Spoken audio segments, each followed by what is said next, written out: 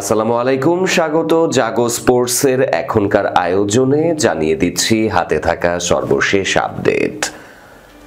BPL নিলাম, নাইম 1,10,00,000 টাকায় চট্টগ্রামে, লিটন 75 লাখে রংপুরে। 32 বলে সেঞ্চুরি অভিষেকের, ছক্কার নতুন রেকর্ড।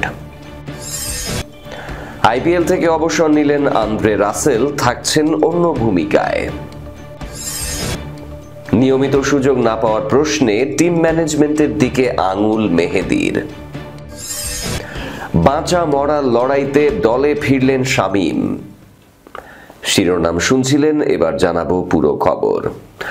এ ক্যাটাগরিতে থাকা দুই ক্রিকেটার মোহাম্মদ নাইম ও লিটন দাসের বিক্রির মধ্য দিয়ে শুরু হয়েছে বিপিএল নিলাম। রাজধানীর একটি হোটেলে আয়োজিত এই প্রক্রিয়ায় নাইম শেখকে নিয়ে ডাক শুরু হয়।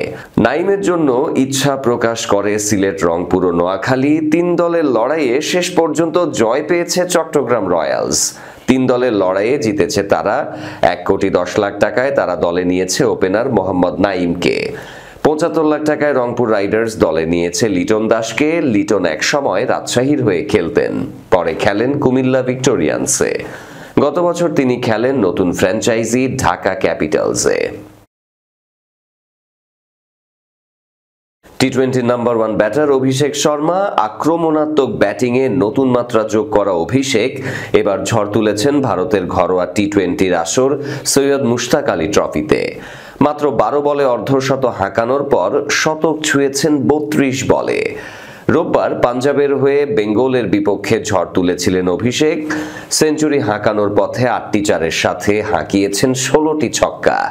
আর তাতে ভারতীয়দের মধ্যে এক পঞ্জিকা বর্ষে সর্বোচ্চ ছক্কা হাঁকানোর রেকর্ড এই বাঁহাতি ব্যাটারের।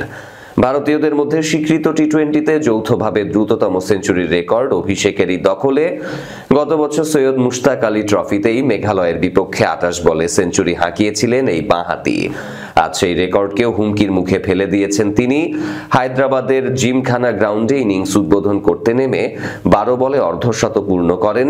5টি 4 ও 6, একটি সিঙ্গেলে তিনি অর্ধশত পূরণ করেন। ডট খেলেন মাত্র একটি। প্রথম 51 রানের 85 এসেছে বাউন্ডারি থেকে। স্বীকৃত টি-20তে এটি তৃতীয় দ্রুততম হাফ সেঞ্চুরি। নেপালের দীপেন্দ্র সিং এইরি 9 বলে, ভারতের আশুতোষ শর্মা 11 বলে অর্ধশতক করেছেন। অভিষেক আর যুবরাজ সিং এর লেগেছে 12 বল। পরের 50 রান পূর্ণ করতে অপেক্ষাকৃত বেশি বল খেলতে হয়েছে। 20 বলে করেছেন পরের 50 রান। শেষ পর্যন্ত অভিষেক 18তম ওভারে আউট হয়েছেন 52 বলে 148 করে। এটি ভারতীয়দের মধ্যে দ্বিতীয় সর্বোচ্চ ইনিংস। 2024 সালে এই টুর্নামেন্টে মেঘালয়ের বিপক্ষে তিলক ভার্মা 67 বলে 151 করেছিলেন। তিলকের রেকর্ড ভাঙতে না পারলেও ছক্কার নতুন রেকর্ড ঠিকই করেছেন অভিষেক। আজকে 16 ছক্কা সহ 2025 সালে 33 ইনিংসে 91টি ছক্কা হাঁকিয়েছেন এই বাঁহাতি, ভেঙেছেন নিজেরই রেকর্ড। 2024 সালে 38 ইনিংসে হাঁকিয়েছিলেন 87 ছক্কা। অভিষেকের দুর্দান্ত ইনিংসে বড় জয় পেয়েছে পাঞ্জাব। নির্ধারিত 20 ওভারে 5 উইকেটে 310 রান করে। জবাবে অধিনায়ক অভিমন্যু ঈশ্বরনের 66 বলে 130 রানের পরও বেঙ্গল 9 উইকেটে আটকেছে 198 রানে। আইপিএল থেকে অবসর নিলেন আন্দ্রে রাসেল। ওয়েস্ট ইন্ডিজের অলরাউন্ডারকে এবার রিটেইন করেনি কলকাতা নাইট রাইডার্স। শোনা যাচ্ছিল নিলামে তাকে কিনতে পারে চেন্নাই সুপার কিংস। সেই সম্ভাবনা আর রইল না। রোববার 30 নভেম্বর আইপিএল থেকে অবসরের ঘোষণা দিলেন রাসেল। ক্যারিবিয়ান ক্রিকেটারকে আগামী আইপিএলে দেখা যাবে নতুন ভূমিকায়। 2012 সালে প্রথম আইপিএলে খেলেন রাসেল। প্রথম 2 বছর খেলেন দিল্লি ক্যাপিটালসের হয়ে। 2014 সালে তাকে কেনে কলকাতা। তখন থেকেই কেকেআর এর অবিচ্ছেদ্য অংশ রাসেল। কেকেআর কর্তৃপক্ষ তাকে বাদ দিয়ে দল গঠনের কথা ভাবেননি। রাসেলও কখনো কলকাতা ছাড়ার কথা ভাবেননি। তবে গত 2 মৌসুম ধরে আইপিএলে রাসেলের ফর্ম নিয়ে প্রশ্ন উঠেছিল। শেষ পর্যন্ত এবার নিলামের আগে তাকে ছেড়ে দিয়েছে কেকেআর কর্তৃপক্ষ। তারপর আইপিএল থেকে অবসরের সিদ্ধান্ত নিয়ে নিলেন রাসেল। ক্রিকেটার হিসেবে অবসর নিলেও কেকেআরের সাথেই থাকবেন তিনি। তাকে পাওয়ার কোচ হিসেবে রেখে দিচ্ছে বেঙ্কি মাইসোরেরা। দলের অন্যতম সহকারী কোচ হিসেবে থাকবেন তিনি।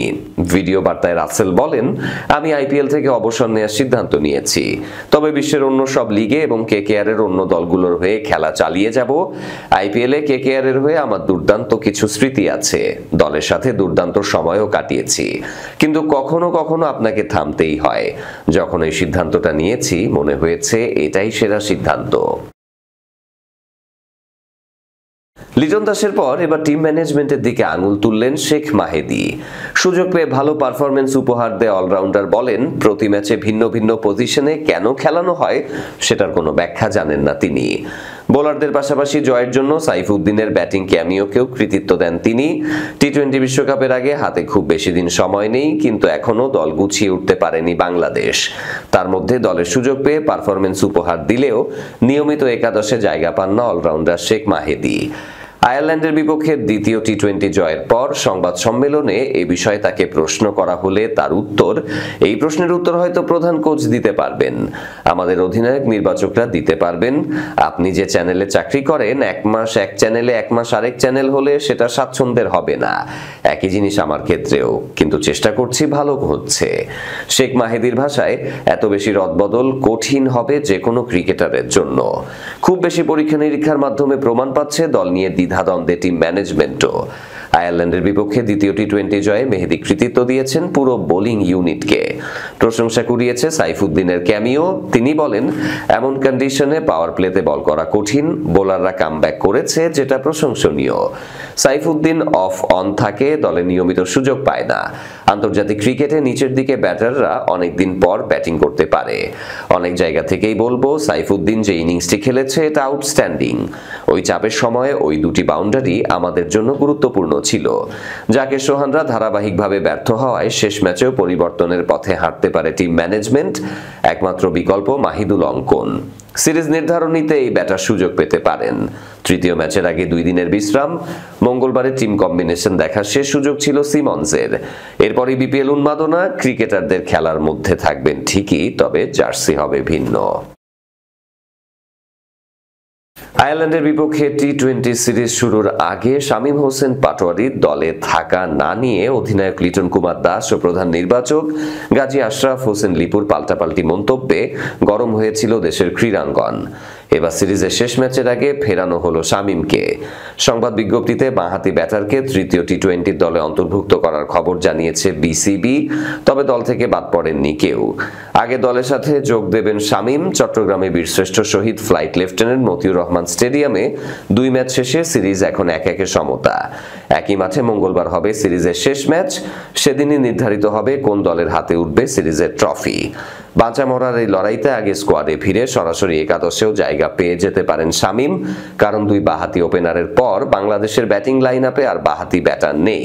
তাই ডানহাতি বাঁহাতি সমন্বয়ের জন্য একাদশে সুযোগ পেতে পারেন শামীম। লিটন কুমার দাস অধিনায়ক, সাইফ হাসান সহ অধিনায়ক, তানজিদ হাসান তামিম, পারভেজ ইমন, তাওহিদ হৃদয়, জাকের আলী অনিক, নুরুল হাসান সোহান, মাহিদুল অঙ্কন, শেখ মাহেদী, রিশাদ হোসেন, নাসুম আহমেদ, মোস্তাফিজুর রহমান, তানজিম হাসান সাকিব, শরীফুল ইসলাম, মোহাম্মদ সাইফুদ্দিন এবং শামীম হোসেনকে নিয়ে হতে পারে সম্ভাব্য স্কোয়াড।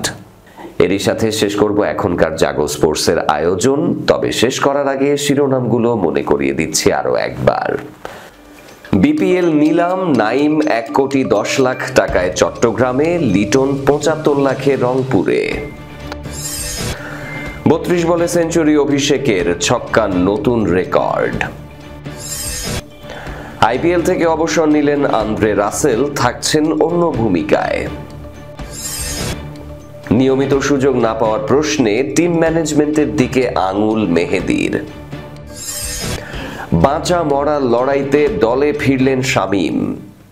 এই ছিল আজকের জাগো স্পোর্টসে। ধন্যবাদ আমাদের সাথে থাকার জন্য। আল্লাহ হাফেজ।